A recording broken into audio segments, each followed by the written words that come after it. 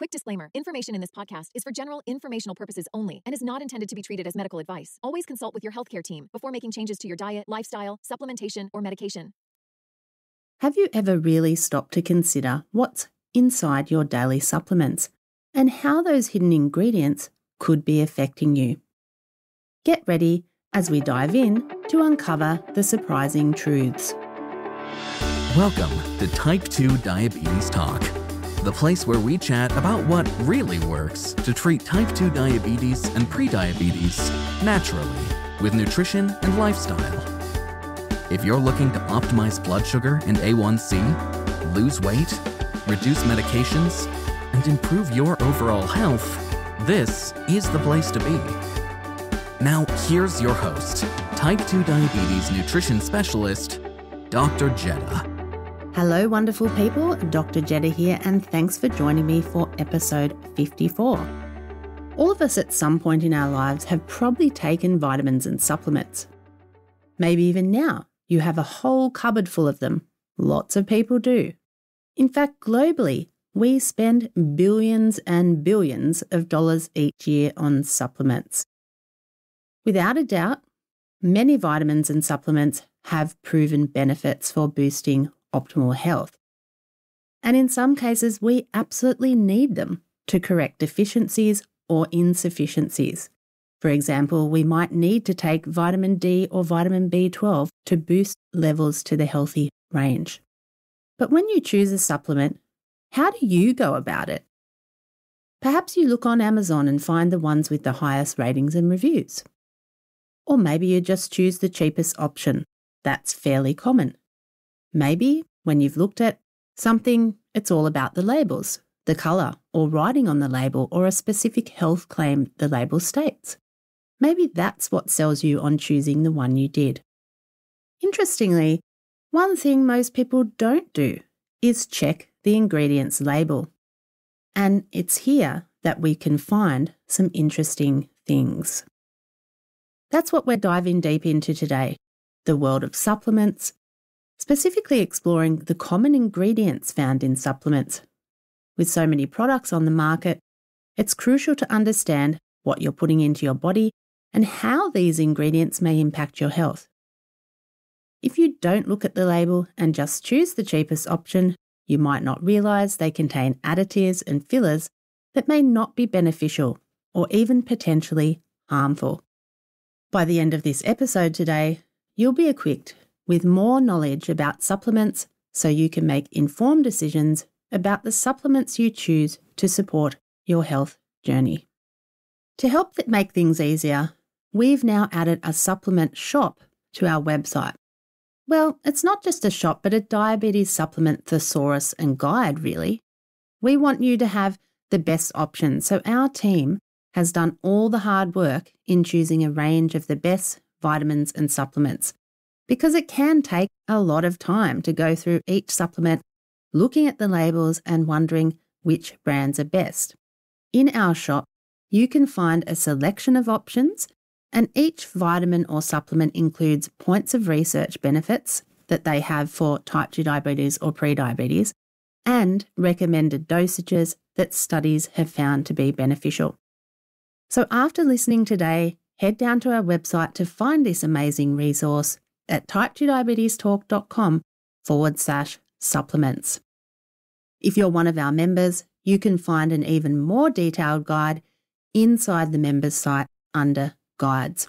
And the membership version is a lot more comprehensive with other information about the supplements and so forth. So again, in the members site under guides. So let's start today's episode by looking at some supplement comparisons. We'll start with turmeric as an example, which has an active ingredient called curcumin, which is a potent anti-inflammatory agent. One I'm looking at now on Amazon with top ratings has turmeric, yes, but it also has cellulose gel, gelatin, water, stearic acid, magnesium stearate, and silicon dioxide. Another one here has turmeric and black pepper, which is good as that can support enhanced absorption, and it has the cellulose vegetable capsule and magnesium stearate. I'm now looking at a chromium supplement, and again, yes, it has chromium, of course, along with dicalcium phosphate, microcrystalline cellulose, cross-gummies sodium, stearic acid, silicon dioxide, and magnesium stearate. Another I'm looking at has chromium, the vegetable capsule, and rice flour, and yet another has only the chromium and the vegetable capsule. One calcium supplement here has calcium and vitamin D, along with calcium carbonate, maltodextrin, and then it also contains cannabo wax, cholecalciferol, cross-gummies sodium, F&D blue number 2, lake F&D red number 40 lake, F&D yellow number 6 lake, these are all colours, glycerin, hydroxypropyl methyl cellulose, medium chain triglycerides, mineral oil, polysorbate 80, silica, sodium ascorbate, starch, sugar, titanium dioxide, tocopherol, triethyl citrate. You'd have to agree, that's a long list of ingredients, and it includes fillers, additives, colours, sugars, preservatives, binders, and stabilisers. Another calcium has a much shorter list. The point being is that some supplements have a list, and sometimes a long list, of additives and fillers, while others just have the supplement ingredients, the vitamins and minerals, for example, but no fillers, just the capsule itself. So what exactly is better? We'll get to that, but let's explore what some of these common additives and fillers actually are. Cellulose gel, also known as microcrystalline cellulose, is a refined form of cellulose, a naturally occurring polymer found in the cell walls of plants. Basically, we're talking about the capsules here. The capsules hold the ingredients of tablets and capsules together, obviously, ensuring they stay intact until they are ingested. These can be labelled as cellulose gel, cellulose, microcrystalline cellulose, hydroxypropyl methyl cellulose, or sometimes it just says vegetable capsule. Often the capsule is, of course, necessary in order to provide the vitamin, mineral, or therapeutic compound. Silicon dioxide, commonly known as silica, is a naturally occurring compound composed of silicon and oxygen. It is found in a variety of forms, including quartz, sand, and in plant cell walls. Silica is used as an anti-caking agent to prevent clumping. It absorbs moisture, which helps keep supplements dry and can prolong their shelf life, and it can act as a carrier agent. Majority of sources indicate there are no negative health consequences of silicon dioxide unless you inhale silica dust over a long period of time, where it can lead to lung cancer and other respiratory issues. Although research from earlier in 2024 found that chronic intake of silicon dioxide may alter immune cell function. This is early research in animals, but interesting nonetheless. However, silica nanoparticles are a newer type of additive being used, and there is certainly some concerns about their biological toxicity. Silica nanoparticles are an engineered form of silicon dioxide consisting of particles that are typically less than 100 nanometers in size, very, very small. And due to their small size, silica nanoparticles can penetrate biological membranes and enter cells, raising concerns about potential toxicity and long-term health effects. At the moment, silica nanoparticles are used in specialised medications and they're not typically in standard dietary supplements. So at the moment, that's nothing to be concerned about with supplements, but it's still worth mentioning. Magnesium stearate is a compound made from magnesium and stearic acid, a fatty acid found in both plant and animal fats. Its main purpose is to act as a lubricant, preventing ingredients from sticking to manufacturing equipment, along with being a flow agent, improving the flow properties of powders during the production of tablets and capsules. Some studies suggest that high levels of magnesium stearate may suppress T cell function, which is part of the immune system. At the levels in supplements, a lot of the research suggests that those types of outcomes are unlikely because that is only where there's high levels of magnesium stearate. Still something to keep in mind. While there don't seem to be any negative health consequences in consuming it, overall, magnesium stearate is an ingredient primarily related to the manufacturing process to speed up production rather than adding any value to the supplement. Stearic acid is a saturated fatty acid, commonly found in both animal and plant fats. It is a waxy, solid substance at room temperature, and it's used in the production of the tablets or capsules. And being a natural compound found in both animal and plant fats, this ingredient doesn't seem to pose any negative health consequences. Cross-carmylose sodium is a modified type of cellulose, and its primary purpose is to aid in speedy disintegration of the capsule once it's ingested. It absorbs water rapidly, causing the tablet or capsule to swell and disintegrate. It's generally considered safe, although some individuals may experience mild gastrointestinal symptoms such as bloating or gas, and there have been cases of severe allergic reactions requiring hospitalisation. Though these are considered a rare event, it's still something to keep in mind. Hydroxypropyl cellulose is a derivative of cellulose used as a binder in tablet formulations, helping to hold the ingredients together and ensuring the tablet maintains its shape until it's ingested. Again, generally considered safe, and there are rarely reported side effects. Starch is a carbohydrate extracted from various plants such as corn, potatoes, wheat and rice. It is widely used in the food and pharmaceutical industries for its thickening, stabilising and bulking properties. Starch used in supplements is also known as oxidised starch. It's a modified starch that has been treated with oxidising agents to alter its properties. And it's used in tablet formulations as a binder and disintegrant to ensure tablets hold together and disintegrate properly after ingestion. Generally considered safe, again, though it is a carbohydrate, so depending on the quantity in a supplement, it could potentially impact blood sugar. Often it is quite a low dosage, but just something to keep in mind. Talc is used as an anti-caking agent to prevent caking and clumping, a lubricant and a coating to improve the appearance and ease of swallowing of tablets.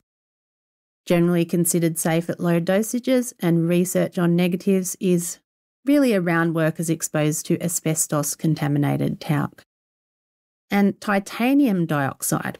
This one's used as a colourant to provide a white colour to tablets and capsules, enhancing their appearance, and it is still put in many supplements. The thing is, this one is no longer considered safe, which was declared by the European Food Safety Authority after genotoxicity concerns had been noted, with titanium particles having the ability to accumulate in the body. Genotoxicity refers to the ability of a chemical substance to damage our DNA, the genetic material of our cells, which can lead to carcinogenic effects, or in other words, the development of cancers. So certainly titanium dioxide is certainly one to avoid. Other ingredients that may be included in supplements are polyvinyl alcohol, hypramylose, rice flour, rice starch, rice hulls, and all sorts of other things. But we've covered the main ones that you're going to see in the supplements quite a lot. All of these fillers and additives are FDA approved, of course, and the general consensus is that many are poorly absorbed by the body. They are just there as fillers, or to aid the manufacturing process, or aid the delivery of the substance.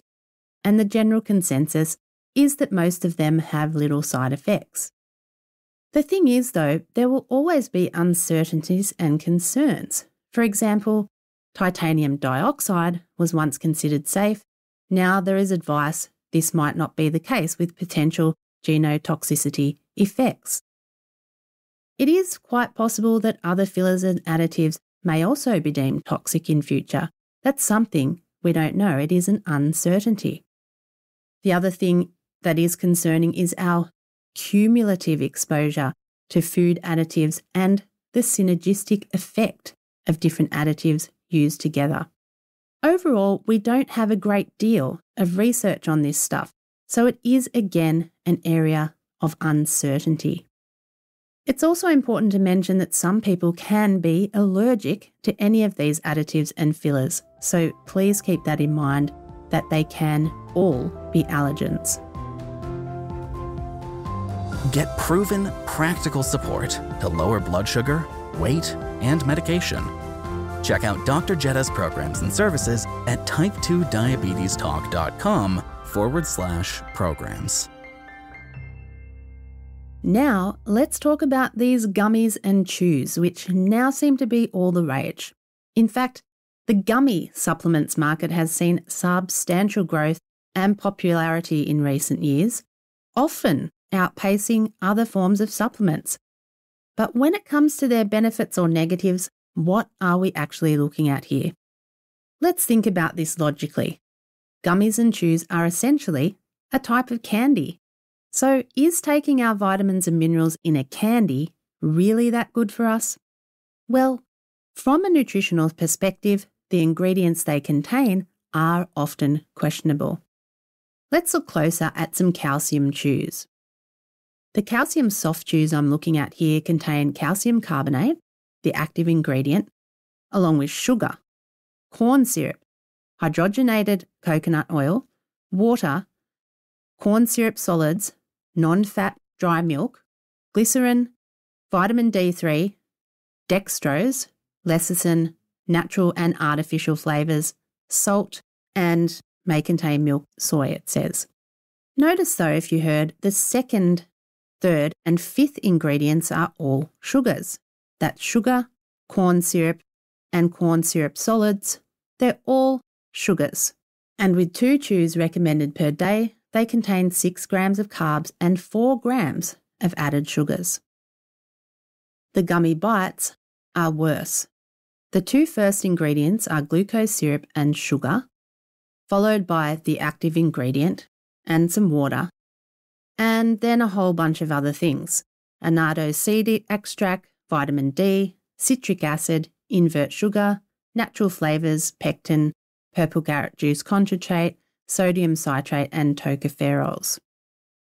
These gummy bites, being the 2 first ingredients are sugar, contain 8 grams of carbs for 2 gummies and 5 grams of added sugars.